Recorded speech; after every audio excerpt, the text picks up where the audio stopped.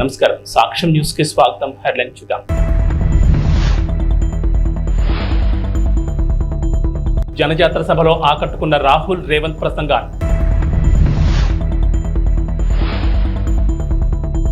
జోరు వానలో హోరెత్తిన ఫ్యాన్ హుషారు.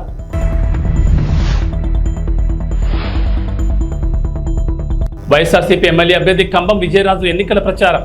మహానేత స్వర్గీయ ఇందిరాగాంధీ ప్రాతినిధ్యం వహించిన మెదక్ పార్లమెంట్ నియోజకవర్గం నుంచి పోటీ చేస్తున్న నేల మధు ముదిరాజ్ కు కాంగ్రెస్ అధినేత రాహుల్ మద్దతు పలికారు. ఈ సందర్భంగా రాహుల్ గాంధీ మాట్లాడుతూ బీజేపీ రాజ్యాంగాన్ని మార్చి సామాన్య హక్కులను హరించేందుకు చూస్తోందని ఆరోపించారు. బీజేపీ మళ్లీ గెలిస్తే పేదలకు బీసీ, ఎస్సీ, ఎస్టీ, అనగాండ వర్గాల కింద రిజర్వేషన్లు రద్దు చేస్తుందని పేర్కొన్నారు. ముఖ్యమంత్రి రేవంత్ రెడ్డి మాట్లాడుతూ కాంగ్రెస్ పార్టీకి ప్రజల్లో వస్తున్న ఆదరణ చూసి ఓర్వలేక బీజేపీ, బీఆర్ఎస్ పార్టీలు కుట్రలు చేస్తున్నాయని ఆరోపించారు. ఈ కార్యక్రమంలో దామోదర్ రాజనరసింహ, జగ్గారెడ్డి, కొండా సురేఖ, సర్పంచులు, ఎంపీటీసీలు, మండల కాంగ్రెస్ అధ్యక్షులు పాల్గొన్నారు.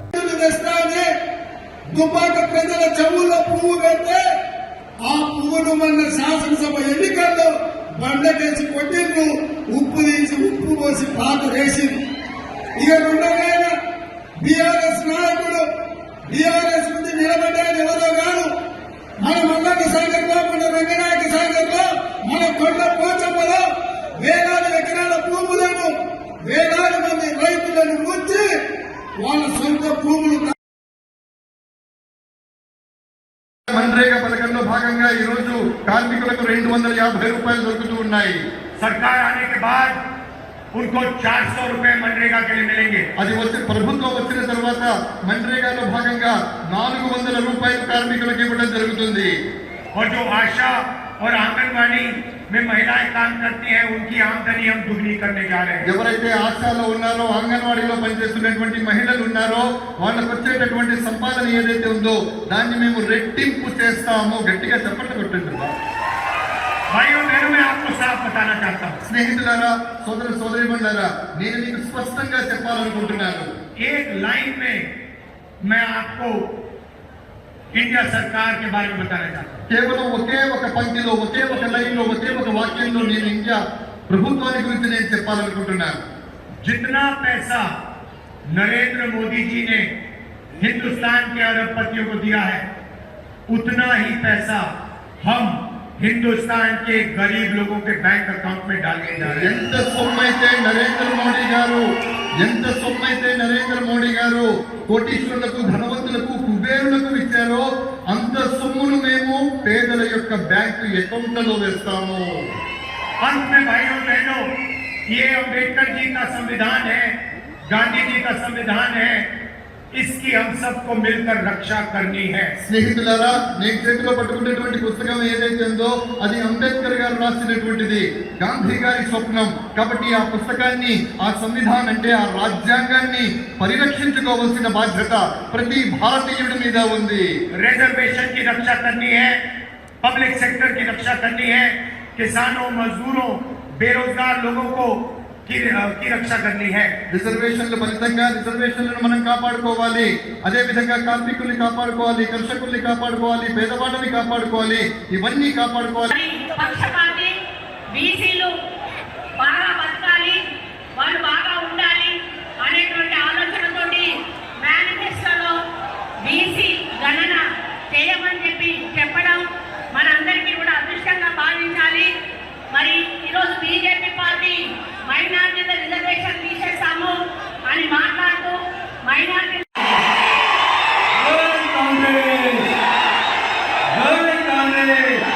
సోనియా గాంధీ గారి నాయకత్వం, రాహుల్ గాంధీ గారి నాయకత్వం, రేవంత్ అన్న నాయకత్వం.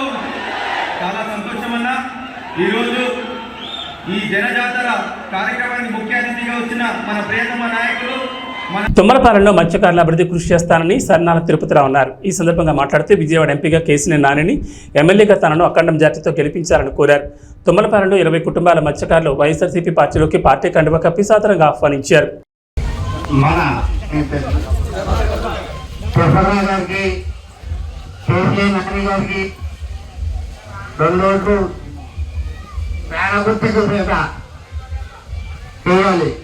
అయితే ఒకటి పోయినసారి చంద్రబాబు నాయుడు గారు వస్తారని అన్నారు. అయితే చంద్రబాబు నాయుడు వస్తే కలకత్తా నుంచి పుణ్యవాడి గారి నుంచి బెంగళూరు దాకా వెయ్యి తీసేపడంగా అప్పుడే జరిగింది. ఇప్పుడు కూడా చంద్రబాబు నాయుడు గారిని ఓటు వేస్తే ఇది ఇప్పుడు మన ముందే బేస్ కూడా పార్టీ చేస్తారు, కంపల్సరీగా అవుతారు పార్టీ చేస్తారు. చంద్రబాబు నాయుడు గారు సీఎంగా అవుతే ఒక గుండు తప్ప చర్చలు తప్ప మన ఉండే బేస్ కూడా పార్టీ చేయగలుగుతారు. మనం ఎక్కడో ఇతరులు రాజ్యాలు కూడా కానీ దేవికి కానీ అవకాశం ఉండదు. దయచేసి 2 ఓట్లు కూడా పేద గుర్తుకు వేయాలని ప్రార్థన. అలాగే జగన్ వల్ల లబ్ధి పొందడంటే ఎవరు లేరు. ఆ పార్టీ ఈ పార్టీ లేదు, తెలుగుదేశం పార్టీ అయినా వైసీపీ పార్టీ అయినా జనసేన పార్టీ అయినా ఏ పార్టీ వాళ్ళైనా ప్రతి రేషన్ కార్డు కూడా 1,00,000 రూపాయలకి ఇస్తాయి. అమౌంట్ అవుతూనే ఉన్నాయండి. వేరే మొత్తం మీద మీరు లెక్క చూసుకుంటే 1,50,000 తుమ్మలపాలెం వైఎస్ఆర్ కాంగ్రెస్ పార్టీ నాయకులకు, కార్యకర్తలకు, సానుభూతి పరులకు, ఈ గ్రామ ప్రజానీకానికి అందరికీ కూడా పేరు పేరున నమస్కారాలండి. రేపు 13వ తారీఖు జరుగుతున్న ఎలక్షన్లో ఇక్కడ ఈ నియోజకవర్గానికి నేను ఎమ్మెల్యేగా, కేశినేని నాని గారు ఎంపీగా పోటీ చేస్తూ ఉన్నాం. మీ ఆశీస్సులు, మీ ఆదరణ అందరూ కూడా ఇవ్వాలని మేమంతా కూడా కోరుకుంటూ ఉన్నాం. కొంతమంది చెప్తా ఉన్నారు, ఈ 5 సంవత్సరాలు బట్టి మేము అది చేసాం ఇది చేసాం అని చెప్తా ఉన్నాడు. ఇవాళ జగన్మోహన్ రెడ్డి గారు ఇచ్చిన ప్రతి ఒక్క పథకాన్ని కూడా ప్రతి ఒక్కళ్ళకి కూడా ఇంటికి తీసుకెళ్ళి ఈరోజు వైఎస్ఆర్ కాంగ్రెస్ పార్టీ ఇవ్వడం జరిగింది. అవి ఏం జరగలేదు, అవి ఏం ఇవ్వలేదు అని చెప్తా ఉన్నాడు. ఇక్కడ చాలామంది పెద్దలు ఉన్నారు, మీ అందరికీ తెలిసినవి. ప్రతి ఒక్క ఇంటికి కూడా ఏ పార్టీలకి సంబంధం లేకోకుండా అందరికి కూడా ప్రతి ఒక్క సంక్షేమ పథకం ఇంటికి వెళ్ళింది. అభివృద్ధి అనేది ఎక్కడ ఏది కావాలో జరుగుతూ ఉన్నది. అవి కూడా ఇన్ని అబద్ధాలు ఆడుతూ ఉన్నాడు. ఇట్లాంటి అబద్ధాలకు పోలవరం నియోజకవర్గం టీ నరసాపురం మండలం బొర్రంపాలెం గ్రామంలో జడ్పీటీ సభ్యులు సామంతపూడి సూరిబాబు ఆధ్వర్యంలో బీసీ ఆత్మీయ సమావేశం నిర్వహించారు. ఈ కార్యక్రమానికి ముఖ్య అతిథిగా పోలవరం శాసనసభ్యులు తెల్లం బాలరాజు, కారుమూరి సునీల్ కుమార్ పాల్గొన్నారు. అద్భుతం, అత్యంత అద్భుతం సోదరులారా. బీసీలు అంటే బడుగు బలహీన వర్గాలు కాదు, బలమైన వర్గం మంది. ఎస్సీలు, ఎస్టీలు, బీసీలు, మైనారిటీలు కలిసికట్టుగా ఉంటే రాజ్యాధికారం మనదే. సోదరుడారా, 1947 ఆగస్టు 15వ తారీఖున మన భారతదేశానికి స్వాతంత్ర్యం వస్తే ఆనాటి నుండి ఈనాటి వరకు ఎంతో మంది ముఖ్యమంత్రులను చూశాము. కానీ జగన్మోహన్ రెడ్డి గారు లాంటి ముఖ్యమంత్రి ఎన్నడైనా ఎప్పుడైనా చూడగలిగామా? సోదరులారా, ఆడపడుచులారా, అన్నదమ్ములారా, కార్మిక కర్షక సోదరులారా, కష్టజీవులారా, మనకు నేను చాలా బీసీలలో అగ్రగణ్యుడు, గౌడవ వాసి ఉన్నాడు ఇక్కడ సోదరుడు అశోక్ గౌడ్ గారిని నేను చాలా బలవంతం చేశా. తమ్ముడు, నీవు మళ్ళీ వైఎస్ఆర్సీపీలోకి రావాలి అని. ఆయన వచ్చి రాష్ట్రంలోనే గౌడ వర్గాన్ని అందరినీ ధర్మచక్రంలాగా, అశోక చక్రంలాగా అడ్డం వేసినటువంటి మహానుభావుడు అశోకుడు. తమ్ముడు, ఈ వేళ మన బీసీలలో అగ్రగణ్యులైనటువంటి కారుమూరి నాగేశ్వరరావు గారు, మినిస్టర్ గారు అబ్బాయి సునీల్ కుమార్ యాదవ్ గారు, తెల్లం రాజ్యలక్ష్మి గారికి, బాలరాజు గారు మిస్సెస్ గారికి జగన్మోహన్ రెడ్డి గారు టికెట్ ఇచ్చారు అంటేనే అందులో ఎంత నీతివంతుడో బాలరాజు గారి కుటుంబం మనం అర్థం చేసుకోవచ్చు. ముఖ్యంగా వేదిక మీద ఉన్న వారిని ఎవరిని నేను ఇన్వైట్ చేసి వాళ్ళకి వెల్కమ్ చెప్పలేదు. వేదికను అలంకరించిన మహానుభావులారా, ఎంతో ఉత్తములారా, మీరందరూ కూడా చెప్పింది చెప్పకుండా చెప్పగలిగినటువంటి మహామేధావులు మీరందరూ కూడా స్టేజీని అలంకరించిన మీకందరికి కూడా మరొక్కసారి జగన్మోహన్ రెడ్డి గారి తరపున, సూరిబాబు గారి తరపున, మా అశోక్ గౌడ్ గారి తరపున మీకు మనవి చేస్తున్నాను. ప్రకాశం జిల్లా పెద్దదోర్నాల్ పట్టణంలోని లహరి ఫంక్షన్ హాల్లో ఎర్రగొండపాలెం నియోజకవర్గ జనసేన కార్యకర్తల ఆత్మీయ సమావేశంలో నియోజకవర్గ టీడీపీ కూటమి ఎమ్మెల్యే అభ్యర్థి గూడూరు ఎరిక్షన్ బాబు పాల్గొన్నారు. ఈ సందర్భంగా మాట్లాడుతూ నియోజకవర్గంలో టీడీపీ కూటమి గెలిపే లక్ష్యంగా ప్రతి ఒక్క జన సైనికుడు పనిచేయాలని పిలుపునిచ్చారు. టీడీపీ, జనసేన, బీజేపీ నాయకులు కార్యకర్తలతో కలిసిమెలిసి పనిచేసి తెలుగుదేశం పార్టీ విజయాన్ని కృషి చేయాలని తెలిపారు. ఎర్రగొండపాలెం నియోజకవర్గంలో ఉన్న టీడీపీ, జనసేన, బీజేపీ కార్యకర్తలందరూ ఒక కుటుంబంలా ముందుకెళ్తామని తెలిపారు. ఈ అవసరం ఉన్న ఎరిక్షన్ బాబు అనే వ్యక్తి అందరికీ ముందుంటారని తెలిపారు. ఈ కార్యక్రమంలో ఎర్రగొండపాలెం నియోజకవర్గ టీడీపీ, జనసేన, బీజేపీ నాయకులు కార్యకర్తలు పాల్గొన్నారు. జనసేన నాయకులకు కార్యకర్తలకి నాకు ఇక్కడ తెలుగుదేశం జనసేన 2 వేలు కాదు, ఈ నియోజకవర్గం వేరు కాదు, ఇద్దరు ఒకటే. నాకు ఇద్దరు కష్టపడతా ఉన్నారు. వారికి కూడా అవకాశాలు కల్పించాల్సిన అవసరం భవిష్యత్తులో ఎంతైనా ఉంది. మా బాధ్యత. ఎందుకంటే వాళ్ళు కూడా 10 సంవత్సరాల నుంచి పార్టీ పెట్టి పవన్ కళ్యాణ్ గారు కార్యకర్తల కష్టం మీద పార్టీ నడుపుకొని ముందుకెళ్ళాడు. చంద్రబాబు నాయుడు గారు జైల్లో ఉన్నప్పుడు ఆయన పరామర్శించడానికి లోపలికి వెళ్ళి బయటకు వచ్చిన 1 నిమిషం కూడా మేమెవరు కూడా ఊహించలే. లోపల ఆయన పరిస్థితి తెలుసుకొని బయటకు వచ్చి చంద్రబాబు నాయుడు గారితో కలిసి రేపు మేము పోటీ చేయబోతున్నాము ఆంధ్రప్రదేశ్. ఆయన ప్రకటించిన వెంటనే ఆ రోజే తెలుగుదేశం పార్టీ కార్యకర్త నాయకుల గుండెల్లో పవన్ కళ్యాణ్ గారు నిలిచిపోయారనే వాస్తవం ఇది సత్యం.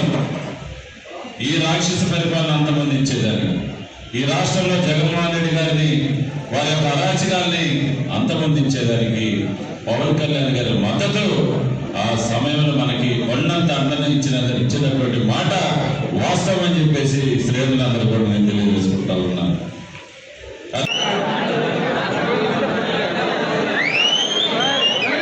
ఎన్టీఆర్ జిల్లా జగ్గేపేటలోని ప్రజల జీవితాల్లో వెలుగులు నింపడమే లక్ష్యంగా తెలుగుదేశం, జనసేన, బీజేపీ ప్రజాకూటమి అద్భుతమైన మేనిఫెస్టోను రూపొందించిందని బంగవీటి రాధాకృష్ణ అన్నారు. ఎన్టీఆర్ జిల్లా జగ్గేపేట నియోజకవర్గం కూటమి అభ్యర్థి విజయాన్ని కాంక్షిస్తూ కూటమి ఎమ్మెల్యే అభ్యర్థి శ్రీరామ్ రాజగోపాల్ తాతయ్యతో కలిసి జగ్గేపేట మండలంలో గండ్రాయి, మల్కాపురం గ్రామాల్లో ఎన్నికల ప్రచారం నిర్వహించారు. 3 రోజులు మనం అంతా క్యాంపెయిన్ చేయడానికి ఉంది. ఎక్కువసేపు మాట్లాడకుండా దయచేసి మిమ్మల్ని అందరూ ఒకటే ఆలోచించమని చెప్పి కోరుతా ఉన్నాం. ఈ ల్యాండ్ టైటిలింగ్ యాక్ట్ అని చెప్పని కొత్తగా జగన్ రెడ్డి గారు తీసుకొస్తా ఉన్నారు. మీ అందరికీ ఏదో ఒక స్థలము లేదంటే పొలం ఏదో ఒకటి మీ పేరు మీద ఉంటుంది కదా, అది మీ హక్కే కదా, అది మీరు కష్టపడి సంపాదించుకుందే కదా. కొత్తగా ఆయన మీకు హక్కు, మీ స్థలం మీద మీకు హక్కు కల్పించడానికి ఆయన చట్టం తీసుకొచ్చి కాగితాలు ఆయన దగ్గర పెట్టుకుంటాడని చెప్పంట. అలాంటి వాళ్ళు నమ్మచ్చా లేదని చెప్పని కూడా అందరూ ఒకసారి ఆలోచించమని చెప్పని కోరుతా ఉన్నాం. అది సంక్షేమం పేరని చెప్పని మొత్తం అందరి దగ్గర దోచేసి ఇవాళ ఎన్నికల వేళల్లో ప్రతి అభ్యర్థికి, అధికార పార్టీ అభ్యర్థికి మీకు 5,000 రూపాయలు ఓటుకి ఇవ్వమని చెప్పని పంపించారు. 5,000 రూపాయలు ఓటు తీసుకోండి, తప్పకుండా ఓటు మాత్రం మన తాతయ్య గారికి ఇవ్వమని చెప్పని కోరుతా ఉన్నాం మిమ్మల్ని అందరినీ. మన ప్రభుత్వం ఉన్నప్పుడు 500-600 రూపాయలు అంటే ఈరోజు 1000 రూపాయలు దాటిపోయి గ్యాస్ సిలిండర్. దాని దృష్టిలో ఉంచిన నాయకుడు దీపం పథకం ద్వారా ప్రతి ఇంటికి కూడా సంవత్సరం 3 గ్యాస్ సిలిండర్ కూడా అందజేయడం జరుగుతుంది. అదేవిధంగా ఆర్టీసీ బస్ ఛార్జీలు ఈ ప్రభుత్వం వచ్చిన తర్వాత 5-6 సార్లు బస్ ఛార్జీలు పెరిగినాయి. దాని దృష్టిలో ఉంచుకొని మన నాయకుడు మహిళల కోసం ఆర్టీసీ బస్సులో ఉచిత ప్రయాణం కూడా కల్పించబోతారని చెప్పి కూడా తెలియజేస్తా ఉన్నాం. ప్రత్యేకంగా యువత కోసం లోకేష్ బాబు పాదయాత్ర చేస్తా ఉంటే చాలామంది యువత వాళ్ళ యొక్క సమస్యలు చెప్పారు. చదువుకున్న ఉద్యోగాలు లేవు. మన ప్రభుత్వం వచ్చిన తర్వాత యువతకు ఉద్యోగం కల్పించడం, ప్రభుత్వ ఉద్యోగాల వైపు పరిశ్రమ స్థాపించి ప్రైవేట్ ఉద్యోగాలు, అదేవిధంగా ఐటీ సంస్థలు ఏర్పాటు చేసి ఐటీ జాబ్ కూడా 20 లక్షల మంది ఉద్యోగాలు కల్పిస్తారు.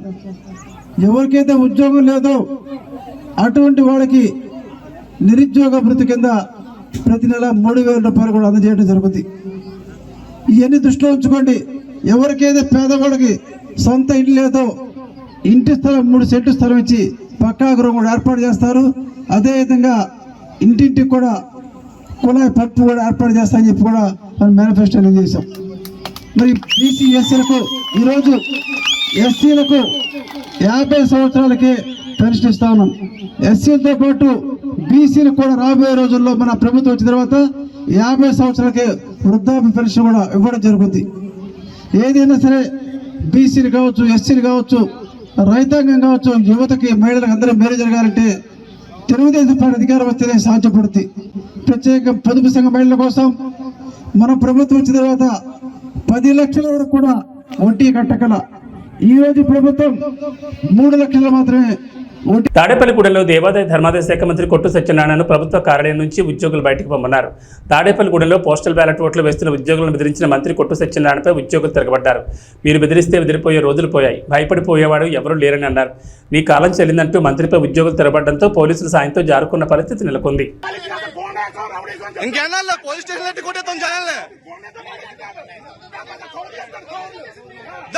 గేట్ బయట రావాలా, గేట్ బయట ఏదైనా గేట్ బయట ఫోటో తీసుకో, గేట్ రాబడం కాదు, గేట్ బయట, గేట్ బయట బాబు అటు కూడా తీయమ్మా, అటు తీసేసి ఒకరితో కాదు అందరూ తీ. आप लोग देखो,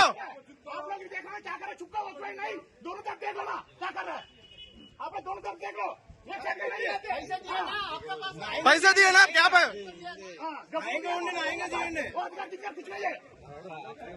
इलेक्शन ड्यूटी है, हमको भी हिंदी मालूम है.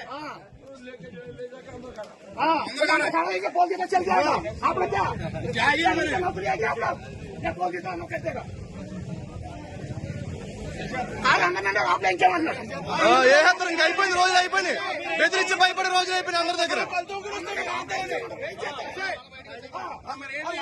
క్యాండిడేట్ తిరగచ్చు రాబులా, క్యాండిడేట్ రాబుల పని ఏంటి?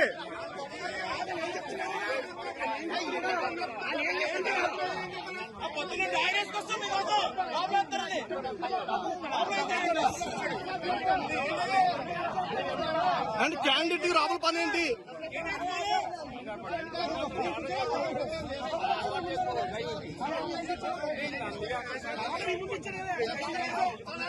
శ్రీరామ్ రాజగోపాల్ విజయాన్ని కాంక్షిస్తూ వారి కుటుంబీకులు, కౌన్సిలర్ రామలక్ష్మి, మాజీ కౌన్సిలర్ కొరకోటి సైదుల ఆధ్వర్యంలో ఆలయ ప్రధాన అర్చకులు శ్రీరంగం శ్రీనివాచార్యుల బృందం ఆధ్వర్యంలో విశేష పూజలు జరిపి హోమం నిర్వహించారు.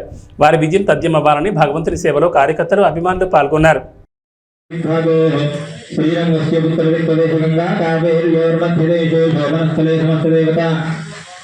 भगवद्भागवत आचार्य सन्निधौ अस्मिन् वर्तमान व्यावहारिक कर्णाय नमः, सर्पनेत्राय नमः, सुमुखाय प्रविष्टिताय नमः, मध्यमेकलायां चण्डाय नमः, प्रचण्डाय नमः, भद्राय नमः, सुभद्राय नमः, भुजाय नमः, विजयाय नमः, धात्रे नमः, विधात्रे नमः, मूर्धमेकलायां रवीन्द्राय नमः, रमतये नमः, ओं हम यमाय नमः, षण्वरुणते नमः, वरुणाय नमः, वायुवे नमः, शङ्कुटेराय नमः, ओं ईशानाय नमः. एतेन्द्रादयः दिव्याभरणवस्त्रसंयुक्ताः अग्निमुखादव्यातव्याः. ओं विद्ज्वालयामि ओं इति शोभमुद्रया अमृते करोमि. ओं रमद्वये नमः. अग्निं दूतं वृणीमहे होतारं विश्ववेदसम् अस्य यज्ञस्य सुकृतं. ओं रमद्वये नमः. ఎన్టీఆర్ జిల్లా తిరువూరు, గంపలగూడెంలో వైసీపీ ఎంపీ, ఎమ్మెల్యే అభ్యర్థులు ఎన్నికల ప్రచారం నిర్వహించారు. ఈ సందర్భంగా జగనన్న గెలిపి మాజెండా అని ప్రజలు నినాదాలు చేస్తున్నారు. ఎంపీ కేసినేని నాని, ఎమ్మెల్యే అభ్యర్థి నల్లగట్ల స్వామిదాసులకు అపూర్వ స్వాగతం పలికారు. ప్రచారంలో మహిళలు, కార్యకర్తలు వేలాదిగా కథం తొక్కారు.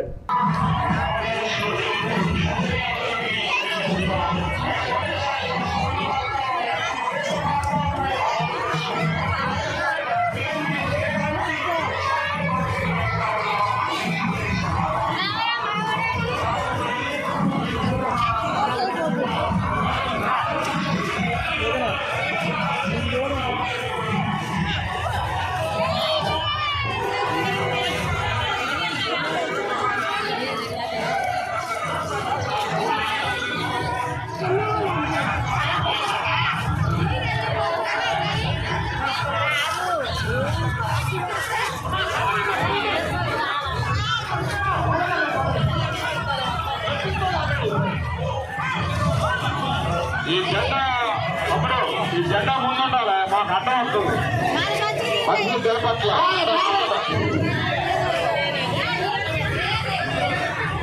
నాయకులందరూ కూడా, మహిళా తల్లులందరినీ కూడా ముందు నడిపించాలి. ఎక్కడో అక్కడే పక్కన వెళ్ళిపోతున్నారు, వాళ్ళ కూడా చూడండి.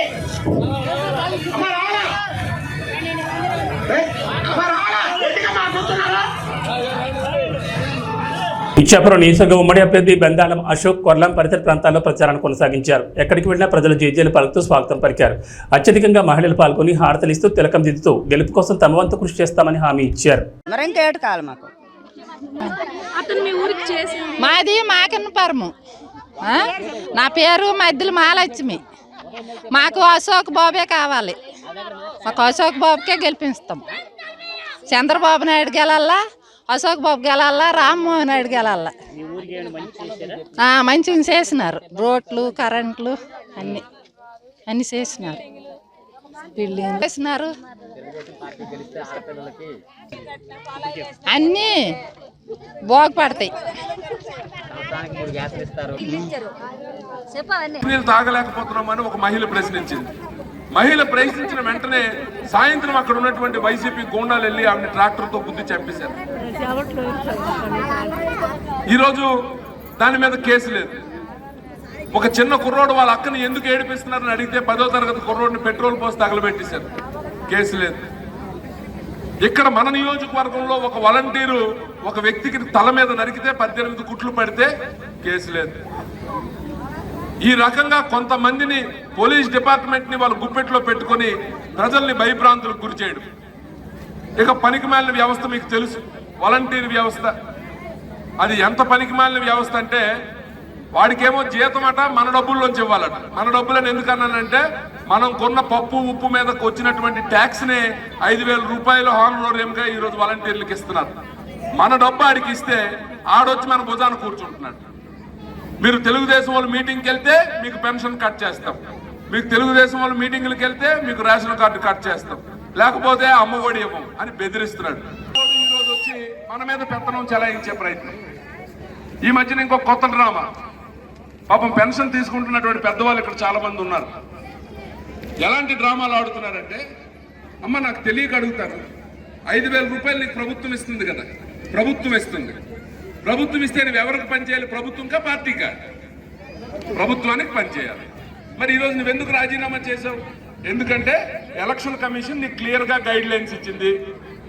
ఎట్టి పరిస్థితుల్లో ఎలక్షన్కి సంబంధించినటువంటి ఏ ఒక్క కార్యక్రమంలోనైనా వాలంటీర్ కానీ ఉంటే అక్కడ వాడిని వెంటనే వాడికి క్రిమినల్ కేసులు కట్టి వాడిని ఎట్టి పరిస్థితుల్లో కూడా ఉద్యోగం రాకుండా చేస్తామని చెప్పింది.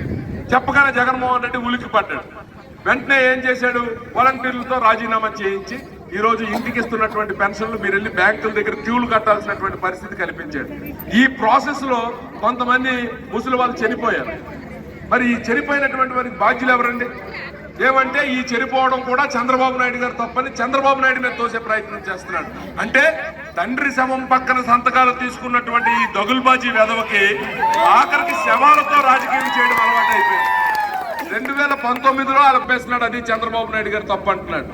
సో ఈ రకంగా ప్రజల్ని ఇంకా మభ్యపెట్టే ప్రయత్నం చేస్తున్నాడు. మరి మీ అందరికీ తెలుసు, చంద్రబాబు నాయుడు గారిని అరెస్ట్ చేశారు. దాదాపు 60 రోజులు జైల్లో ఉంచారు. 16 నెలలు నేను జైల్లో ఉన్నాను కాబట్టి చంద్రబాబు నాయుడిని ఒక్క నిమిషమైనా జైల్లో ఉంచలేకపోతానా అని ఒక శాడిస్ట్ ఆనందం. ఈ శాడిస్ట్ ఆనందం తీర్చుకోవడానికి చంద్రబాబు నాయుడు గారికి జైల్లో పెట్టారు. అయితే అది మంచిదైంది. ఎందుకు మంచిదైందంటే 2 రకాలుగా మంచిదైంది. ఒకటి, చంద్రబాబు నాయుడు గారు దాదాపు తప్పు చేయలేదు.